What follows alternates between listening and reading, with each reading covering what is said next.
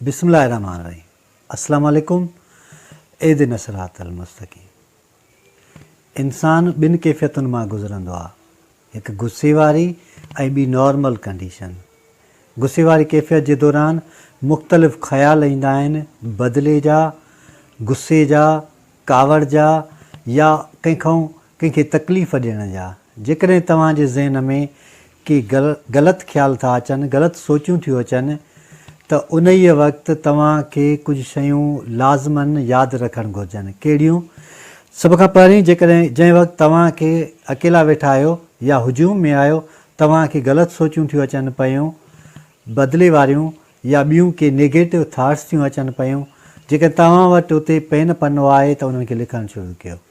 जेकॾहिं तव्हां उन्हनि खे लिखणु शुरू कंदव त यकीन ॼाणो त जेसि ताईं तव्हां लिखंदव तेसि ताईं तव्हां नॉर्मल कंडीशन में अची वेंदव ऐं नॉर्मल थियण खां पोइ उहे ऑटोमेटिकली तव्हां जेके लिखियलु शयूं आहिनि उन्हनि खे फाड़े फिटी करे छॾियो। जेकॾहिं तव्हां परेशान आहियो त 3-4 चकर तव्हां वॾा साह खणो। साह खणण जे दौरान पाण खे नॉर्मल रखण जी कोशिशि कयो। थधाईअ सां, आहिस्तगीअ सां पंहिंजो पाण खे सम्झायो, कूल डाउन, थधा थियो त उन खां पोइ तव्हां वरी साॻी नॉर्मल कैफ़ियत में अची सघो था।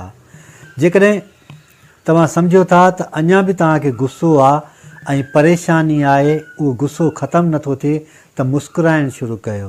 तव्हांजी मुस्कुराहट उन ई कैफ़ियत खे आहिस्ते आहिस्ते तब्दील करे छॾींदी। छो जो दुनिया में सभ खां वधीक मुस्कुराईंदड़ शख़्सियत पाण सॻोरा सल्लल्लाहु अलैहि वसल्लम जिन हुया। उहे हर वक़्तु मुस्कुराईंदा हुया। त इहा कैफ़ियत जेकॾहिं तव्हां मुस्कुराइण वारी रखंदव पाण सां गॾु, त तव्हां, मां सम्झां थो त उन ई जे ज़रिए तव्हांजी जेका सोच आहे या कंहिंजे लाइ जेके तव्हां ग़लति सोचियो था वेठा, उहे आहिस्तगीअ सां ख़तमु थियणु शुरू थी वेंदा। पंहिंजी ज़िंदगी में वर्ज़िश लाज़िम करे छॾियो। जेकर तव्हां वर्ज़िश कंदा आहियो त ब्लड सर्कुलेशन थींदी आहे ऐं उन खां पोइ माण्हू खे ताज़गी महसूसु थींदी आहे। नंबर ॿियो, मोबाइल सेट ते अलार्म रखी छॾियो त मूंखे 3 मिंटनि ताईं हीअ कैफ़ियत रखणी आहे, 4 मिंटनि ताईं। 4 मिंटनि ताईं मूंखे ऑटोमेटिकली वरी नॉर्मल थियणो आहे ऐं मूंखे साॻी कंडीशन में अचिणो आहे, त पोइ उहा शइ तव्हांजे लाइ फ़ाइदेमंद थी सघे थी। उनखां पोइ ॿाहिरीं एटमॉस्फेयर में निकिरी वञो।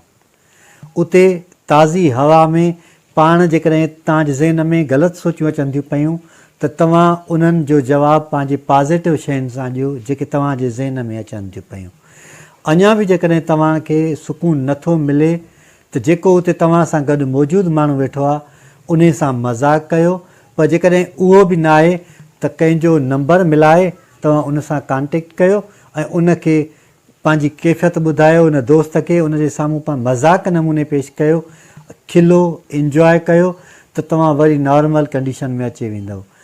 हिकु घड़ी पुरसुकून जेकॾहिं माण्हू रहे थो त ज़िंदगी जी वॾी में वॾी नेमत आहे।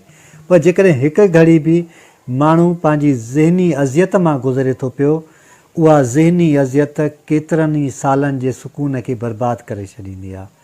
पंहिंजो सुकून पंहिंजे हथ में रखो ऐं कंहिंखे बि इजाज़त न ॾियो त हू तव्हांजी लाइफ में इंटरफेयर करे ऐं तव्हांजो सुकून बर्बादु करे। अलाह साईं असां सभिनी खे सिधो रस्तो ॾेखारे ऐं सिधे रस्ते ते हलण जी तौफ़ीक़ अता फ़रमाए।